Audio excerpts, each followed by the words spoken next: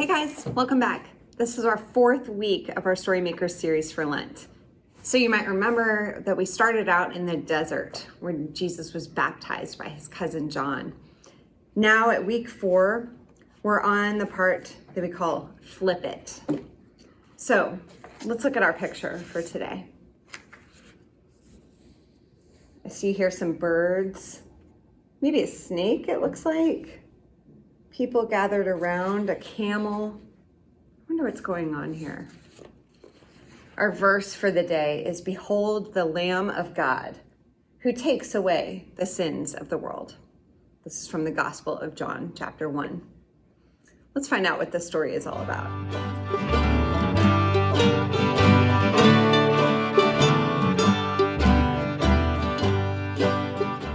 So our story today is called Flip It. And we have quite a few characters this time too. We need a narrator, Mary, Jesus, of course. We need some crowds and the disciples for a minute. Which ones are you going to read for us? So I'll read Mary Magdalene because there's lots of Marys, so we said Magdalene at that. And then I'll also be the crowd and the other crowd and the disciples. Perfect. Okay, I'll start us then. After Jesus was baptized, he went to a wedding in Cana with his disciples and family. Jesus, the wine is finished and we need more. Why are you asking me? Mary ignored Jesus and said, Servants, do whatever Jesus tells you. Jesus told the wedding servants to fill the stone water jugs with water and then pour a glass for the master of the party. I thought the wine was finished. This is amazing. I can't believe that it would save the best for the last. The wedding miracle would be the first miracle of many for Jesus.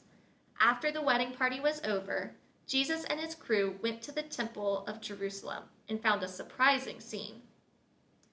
Are those men selling animals in the temple? Yes, Lord. It looks like they're selling pigeons and sheep. Jesus quickly made a whip out of cords and approached the temple. "This is my Father's house.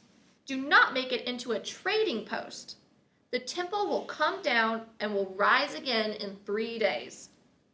The disciples and Jews wondered, How could Jesus destroy a temple that took 46 years to build and bring it back together in 3 days? That makes no sense. None. Thanks.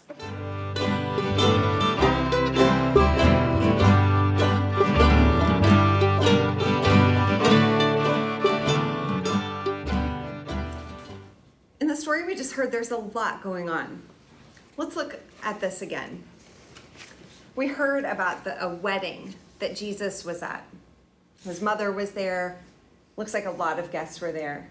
Do you remember that Jesus turned water into wine? Then here we see the temple. Jesus went into the temple, and instead of finding people worshiping and praying, he found that they were selling animals. He got so upset.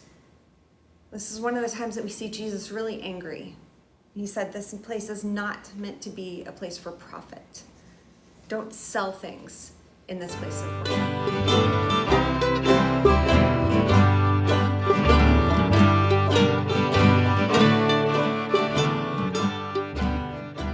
Okay, so let's dig a little deeper into this story.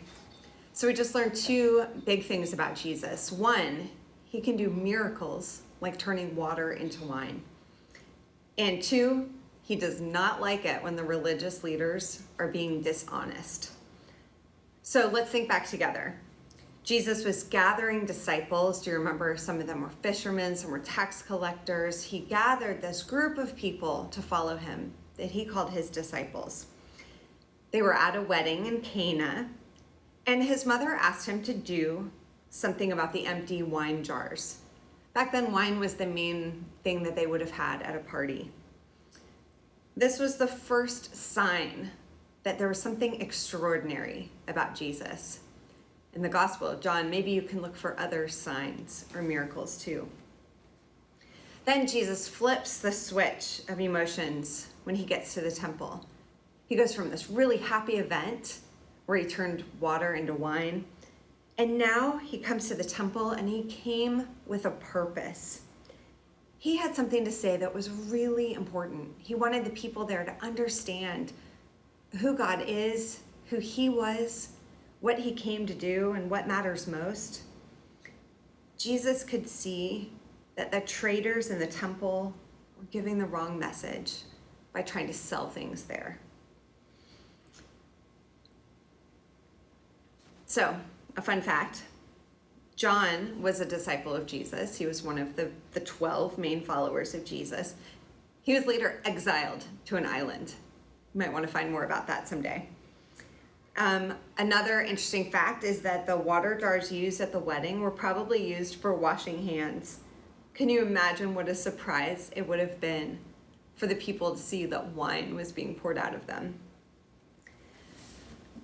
And then another interesting thing is that when Jesus talks about the temple will be destroyed and raised again in 3 days, he's not talking about the temple, the building. He's talking about himself. Jesus, the temple of God, the home for God. So on our coloring page next to the field notes, it asks, have you ever had strong feelings? Color and name your emotions below. What are the 3 emotions you named and colored? Sad, happy, angry. I did the exact same, but I did them backwards. Angry, happy, sad. Can you share about a time you felt really angry or really upset? Sometimes I feel it like when my brother is taking up all the electronics and I don't have any to do. So the iPad, Yeah. the TV. Both of the iPads, one of the TVs, but maybe my parents are in their room. So there's nothing left for you, is what Yes. you're saying. Yeah, I'd be pretty upset. I drew a picture of when my big brother, we both drew pictures of our brothers making us upset. Mine was for my brother breaking my doll when I was little. I came back and found my dolly torn apart. I was pretty upset and angry. Thanks for following along. We hope that you're having fun with this series. Next week, our topic is going to be light. See you then.